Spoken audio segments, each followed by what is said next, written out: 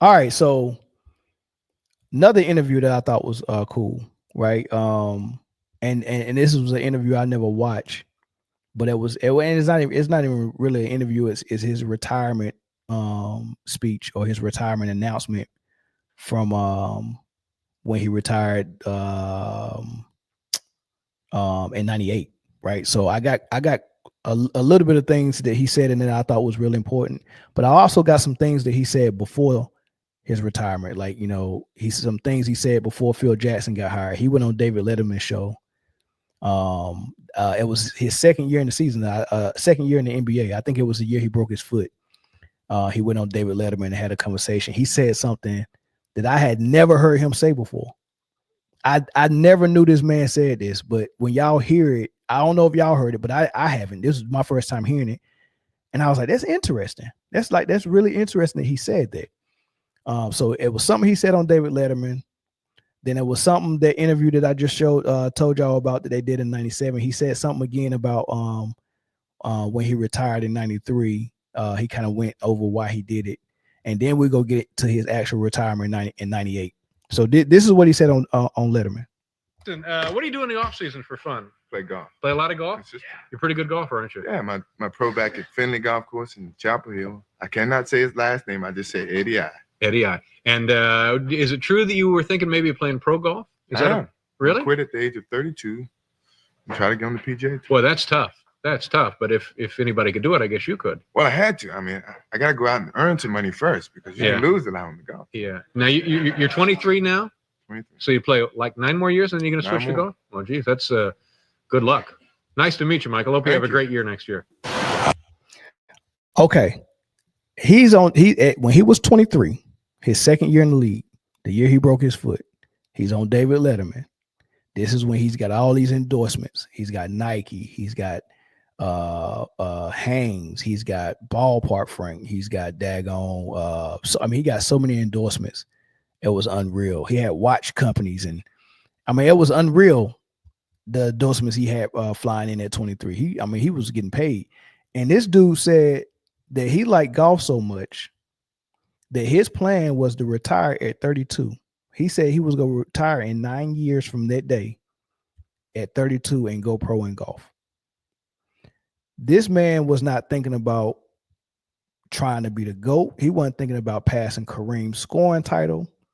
He wasn't thinking about no stats. He wasn't thinking about playing for 30 years to get all the stats. He wasn't thinking about none of that. He just wanted to play and be the best basketball player he possibly could be and get up out of there like Barry Sanders did, really fast. Just wanted to get up out of there. He said 32, he was going to quit. And he almost did that, because he was actually 34 when he retired, right? He was 34 that last championship in '98 when he retired. Of course, he came back when he was 39 or 38. He came back when he was 38, right? So, but this man wanted to retire after only playing 11 years in the league, because he had just finished his second year. So he wanted to do 11 years and retire. Ain't that something, right? That's interesting. All right. It's time for me to move away from the game of basketball. October 8th, 1993. I guess that's a day that would live in basketball infamy. You still remember the date, Michael? Oh, yeah. I definitely remember it. And I remember the emotions and the moment, and talking with Phil, and talking to the players who came up, and we had a great conversation. Tony Kukoc, who I've never met at the time, came into this room, and when he broke down in tears, that really softened what I was actually about to do, because here this guy was showing emotions, and he never had the opportunity to play with me, and I felt guilty that I was taking an opportunity away from him. But at the time, mentally, I wasn't really where I wanted to be, and I needed a break. My father just passed.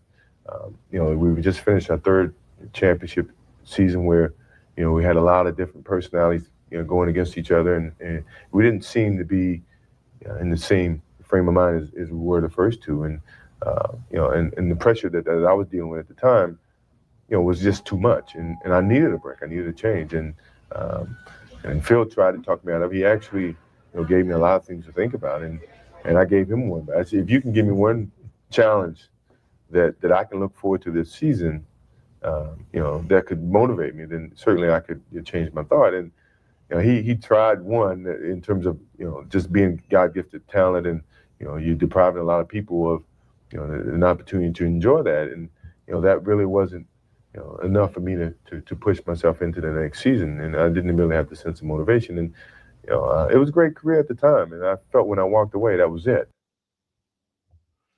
So he said the first time he retired, of course, one of the hugest motivations was his father had passed, right?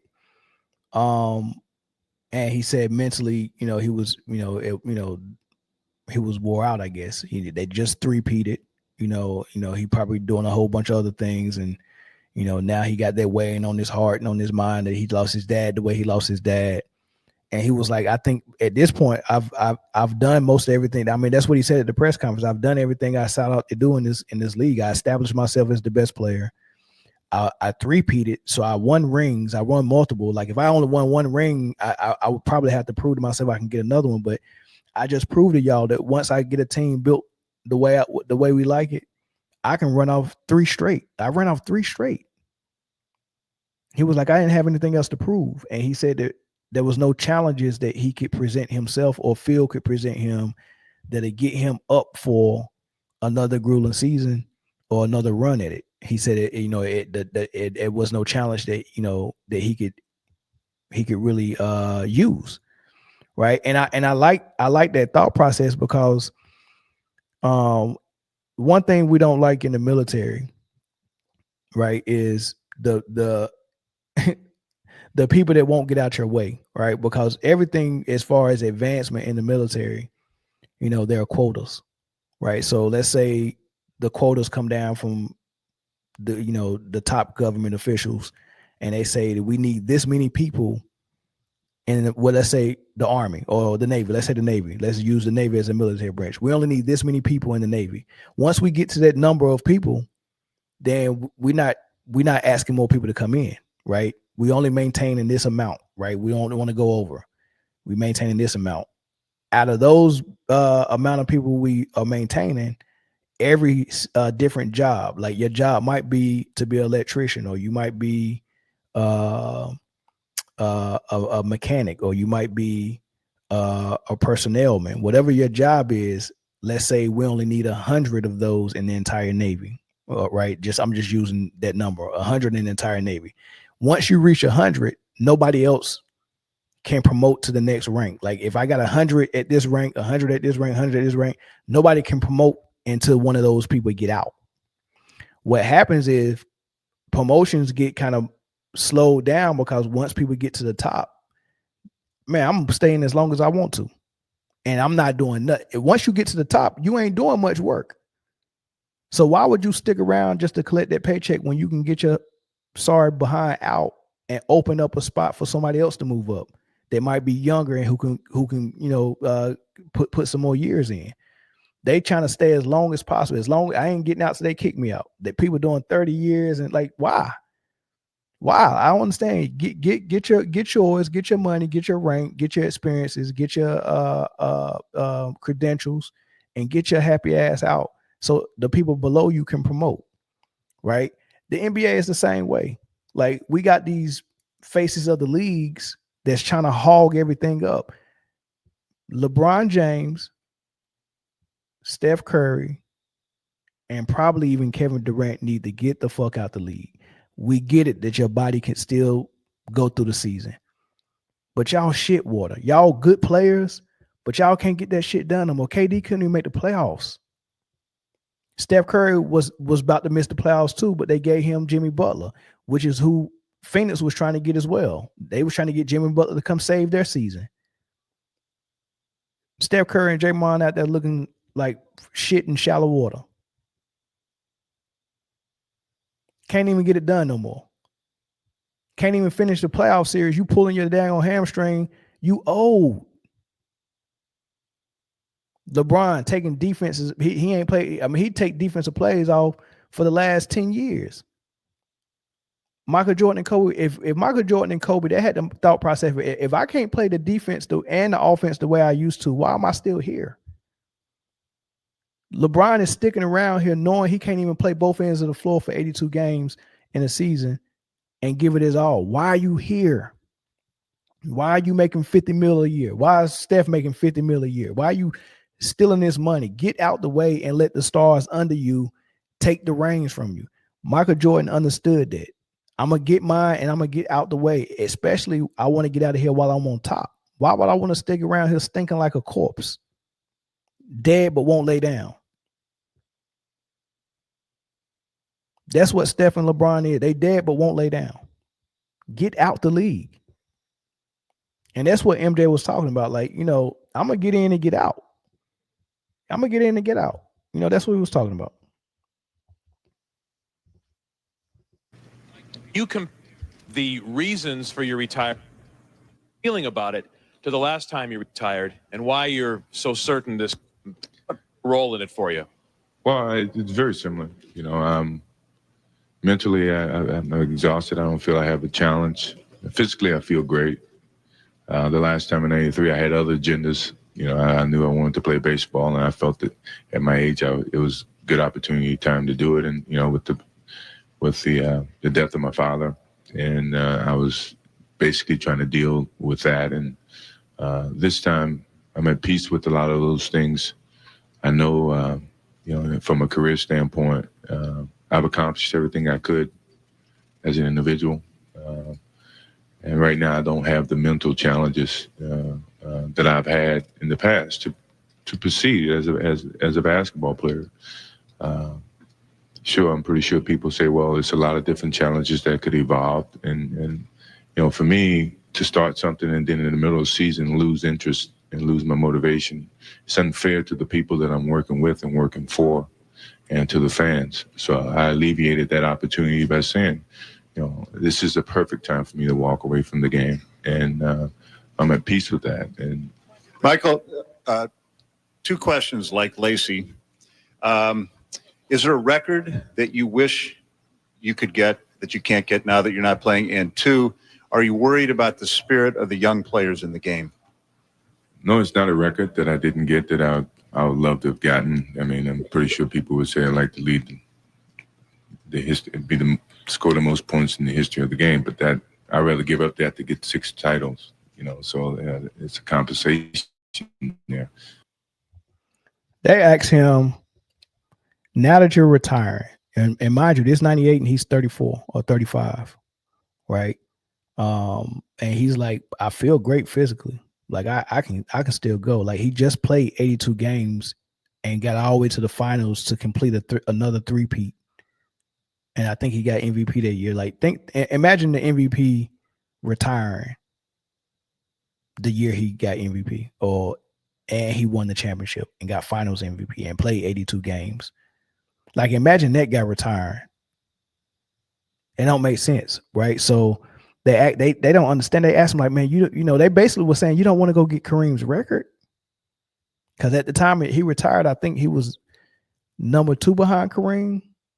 I think Karl Malone kept playing and passed him and got number 2. I think Karl Malone was number 3 at the time, if I'm not mistaken. But at the time, he was number 2 behind Kareem, and he was only 34, 35. He could have played 3 more years and caught Kareem if he wanted to. Like, I'm pretty sure he can do math on the calculator. He could have looked and said, if I want to retire the number 1 leading scorer of all time, I need to play this many more years and average this many points.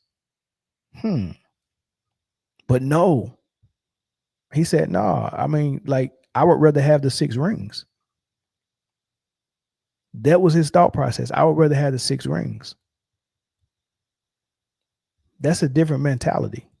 Nah, I'd rather have the 6 rings, big dog, than the scoring title. You know what I mean? So I'm cool on that. Plus, I've already showed you. I mean, you seen somebody better than me? All right, well, cool, fine. I'm good with that. I'm good, but the fact when you cut the film on and you watch us play, you be like, nah, he's the best I've ever seen. Right? It's going to be people that are going to cut the film on and watch people and then determine who's the best. And it's going to be people that's going to say, oh, I ain't got to watch nobody play. All I got to do is Google the stats. I know who the best is. Those people, I can't vibe with those type of people. I can't vibe with those type of people who study basketball on the calculator.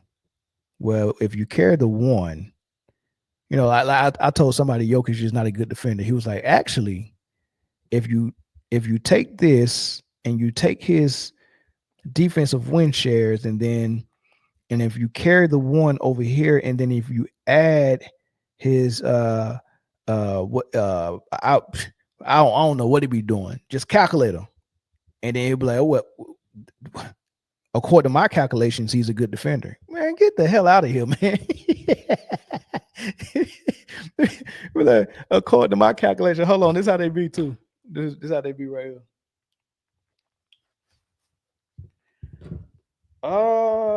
Actually, carry the 1, and he's the best defender on Denver's team. That somebody told me that before. I can't make this up. Somebody told me that before. Say he's the best defender on the team.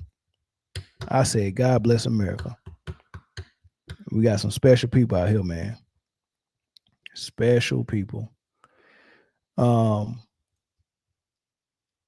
thought that was just funny, man. That's funny. Y'all want the phone lines open or not? Y'all want the next topic? Phone lines or no? Put a 1 in the chat. Y'all want the phone lines open? Put a 2 in there if y'all want the next topic. We can move. According to my calculations, while I'm waiting for that, I'm gonna play one more thing for y'all that I just thought was interesting. It's something Phil Jackson What you guys said. missed basically was rebounding, and you missed a defender in the interior, and you went out and you got Dennis Rodman. Now again, Phil, I understand the motivation from management standpoint, and that was a great move. Wayne, we would never made the move without checking first with Scotty and Michael. And even though, you know, Jerry had left the decision up to me, and he had entertained the thought, and I put down on paper 7 guys I thought could help us out. He was the 7th at the bottom of that list, simply because of what he brings with it. You know, Did y'all hear that? He said when they lost to Orlando and they realized they was missing something, they was missing rebounding, and they was missing the defensive player, because that's what they had with Horace Grant with their first 3-peat. They said they was missing that. Phil Jackson said he went to management and gave a list of guys that he thought would help. And he said Dennis Rodman was number 7 of 7. It was 6 guys that they would rather have other than Dennis Rodman.